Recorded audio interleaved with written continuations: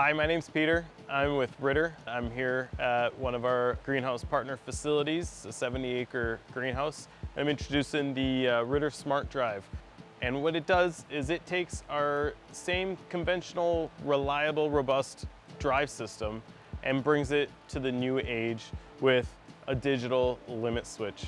Through my years at Ridder, I received many calls of installers asking how to set the limit switches, and it's daunting upon first installation. What this does is it makes it simple and very reliable to set the limits. In a conventional limit switch setup, such as a greenhouse of this size, it requires two installers, one at the motor and one at the control box to steer the motor open and close.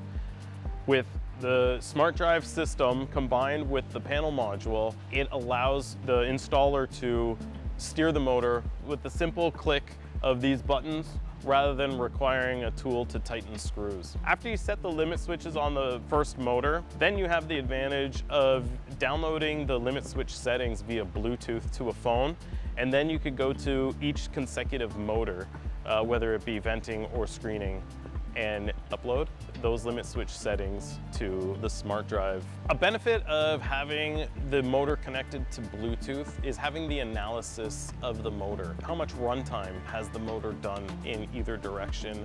What the last 10 positions of the panel module were. Many times we go into a greenhouse where a motor has supposedly failed or done damage, and we see that the motor has been steered by the contactors. With the analysis provided via Bluetooth on the Smartdrive, we can now see on our cell phone whether this has happened or not. With today's labor costs rising, the Smartdrive reduces these costs. Once the first limit switch is set, reducing labor down to one installer, commissioning time can be greatly reduced because the limit switches can be copied from motor to motor.